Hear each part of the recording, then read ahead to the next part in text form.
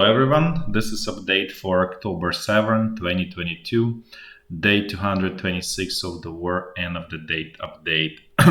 So I'm just I want to share some interesting research. There was sociological poll in Russia, and it's called by the company called Russian Field. You can Google, they have a website called russianfield, I think .com or .ru. And you can actually check this whole research. It's actually a very interesting research. It has a feeling that there is sort of kernel of truth in that it's not completely fabricated and your typical propaganda research. For sure, there's some element of that there, but there was actually so the reason I picked it is because it actually shows you. So what they did, they stratified sorry, respondents by their financial situation, from the excellent, above average, average, below average, poor, and extremely poor. And then they ask the question, this is the question, do you support mobilization? So what is very interesting is those who support all of this military action and mobilization and everything are the top echelons of the Russian society. So the better off you are, the more support, like as you can see, there's 71 support among the people who are at the top of the social pyramid. And then as you go down, the support goes down as well. Something similar, by the way, is going on. This is the question here. Do you support actions of the Russian president? Right. So again, the blue one is yes. So you can see that essentially more or less the same idea, with exception here about like a little bit sort of bump, but the still trend is there. And this is actually very interesting observation, and I believe it's true in every society. And the reason for that is because the those who are gonna get the benefits of the aggression are those who are at the top of the social pyramid, and those who are gonna pay for aggression are those at the bottom of the social pyramid. And that's why I don't see much support at the bottom of the social pyramid, because that's who's gonna be dying in the trenches, not the top. As if you remember, I mentioned it a couple of times, I have not seen soldiers from Moscow. I've seen a couple from St. Petersburg. So basically, majority of the soldiers in the Russian units are coming from, let's say, not well-off regions, or like basically not from the wealthy areas in general. And because the wealth in Russia concentrated essentially in Moscow and a little bit spill over in St. Petersburg, so those two cities are essentially virtually non-represented among the soldiers on the battlefield. So this whole story kind of supports, but I think the bigger learning is, in general, in every society, the same idea is true. It's not just Russian society. Every society that does aggressive wars, it's essentially driven by the top of the social pyramid, because that's who benefits from it, and the ones who are paying are at the bottom of the social pyramid. So hopefully that's kind of a little bit interesting information for everyone to learn and sort of understand how society functions, essentially. There's a little bit more also information on this mobilization from a perspective of the supplies in the Russian army. So it looks like there is a acute shortage of bulletproof vests. Essentially, they're hard to get, and majority of the mobilized soldiers don't get them. Then there is acute shortage of medical supplies.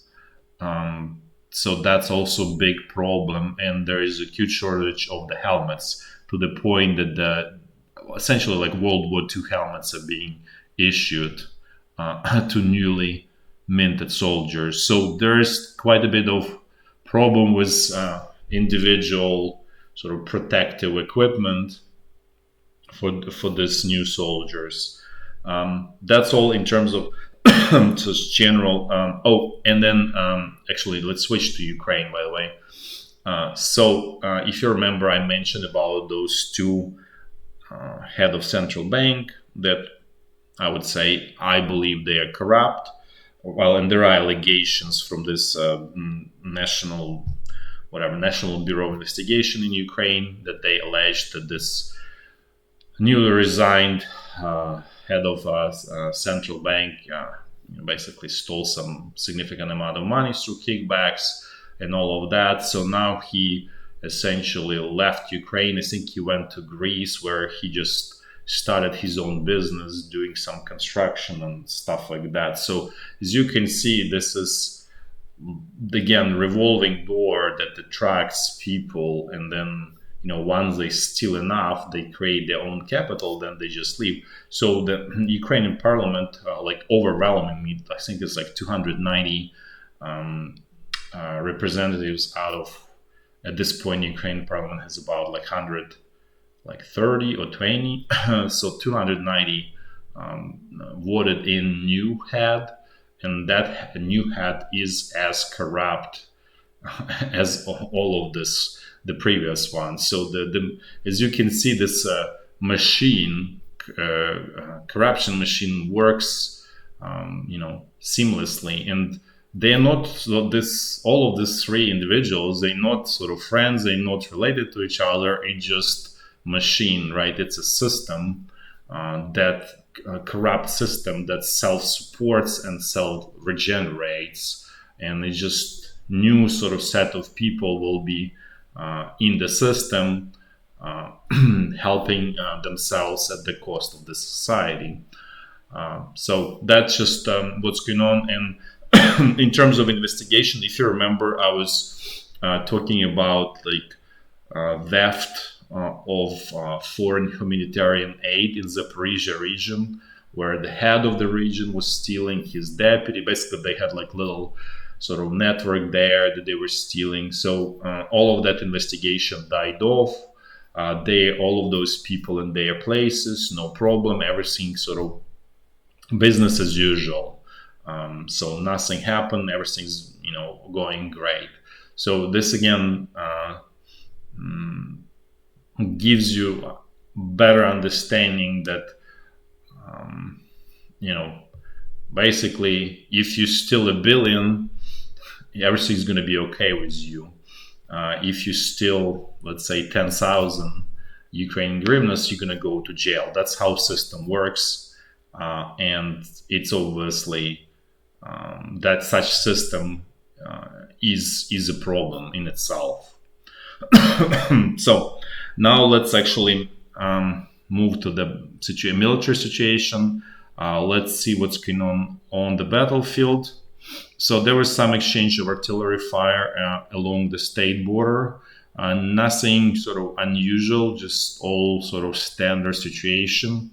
Also, Russian, for those who've been watching for a while, you remember that I mentioned that Valuki is a large logistical center, distribution center for Russian military that operates in all of Ukraine. So because the front line now is essentially next to Valuki, this distribution center was closed up, and it's basically moved somewhere to this area, basically to this area here. So now that's going to be the sort of source of supply of materials, ammunition, all of that, fuel and equipment to Russian troops in Ukraine. Now let's jump into North Lugansk section of the front line.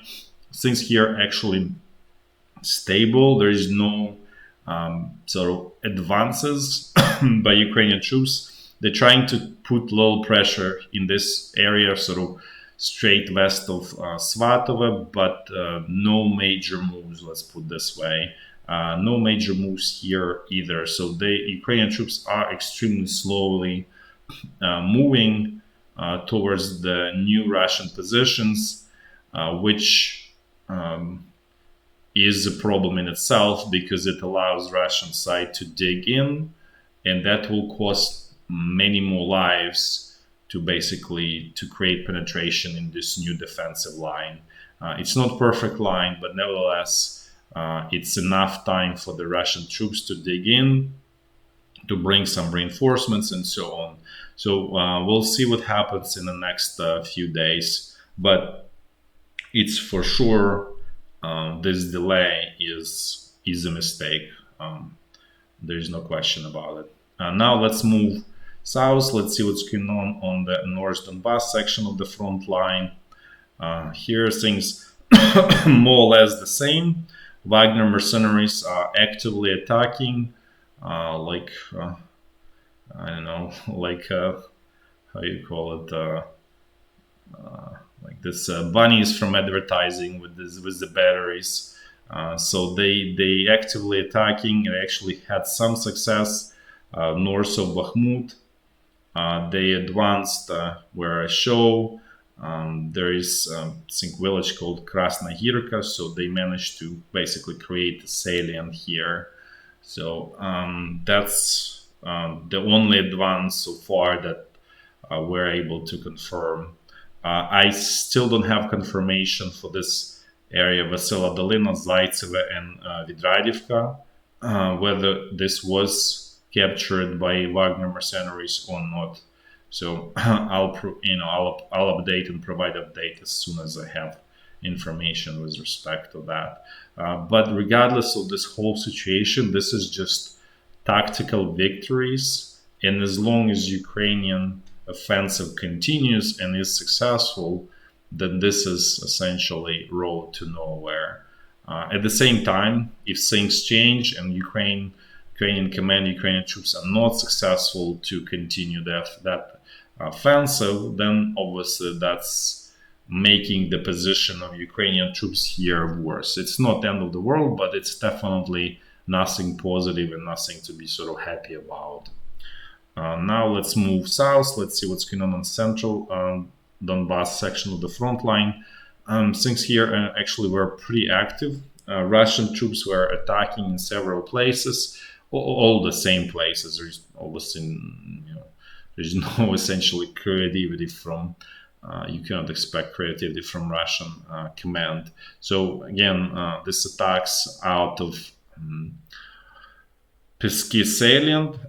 The Russian side reporting that they managed to get into neighboring village. There is a village called Pervomayske that's essentially almost like 1 kilometer away from Pyatyhatky. That they started sort of advancing through that village as well. So, which is totally possible, and I wouldn't be surprised. Then there are some attacks here near Avdiivka, and then attacks a little bit south of Marinka and towards Novomikhailivka. So all the same areas. The other attacks are not as successful as this one in Pyatyhatky area towards Pervomayske. Now let's quickly look what's going on at Zaporizhya front line. Things here are quiet and stable. No major changes by either side here.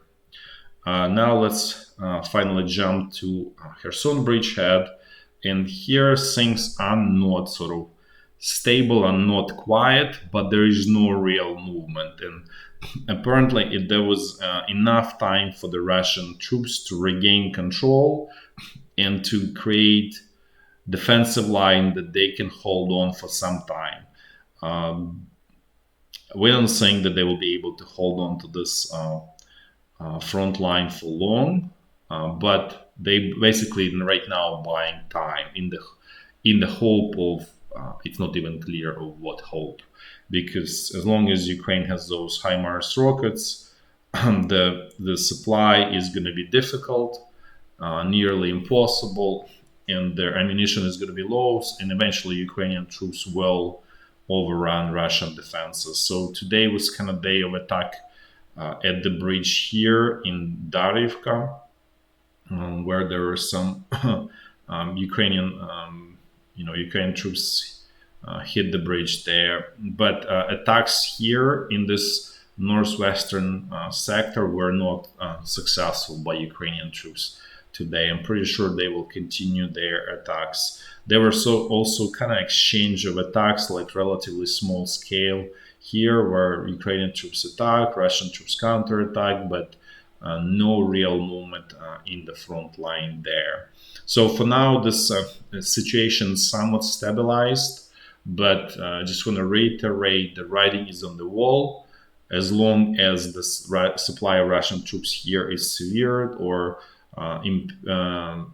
significantly impaired, Russian troops in the long run will not be able to hold on to this bridgehead. At the same, and also would like to another highlight.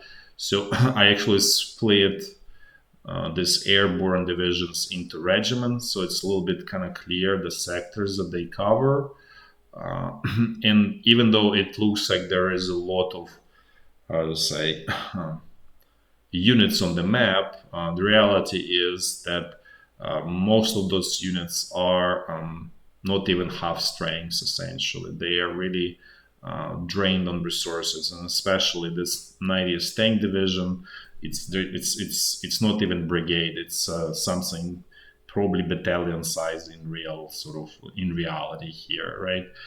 But it does look that there is quite a bit of Russian units here on this bridgehead, which again says that Russian commands wants to keep this bridgehead as much as, for as long as they can, essentially.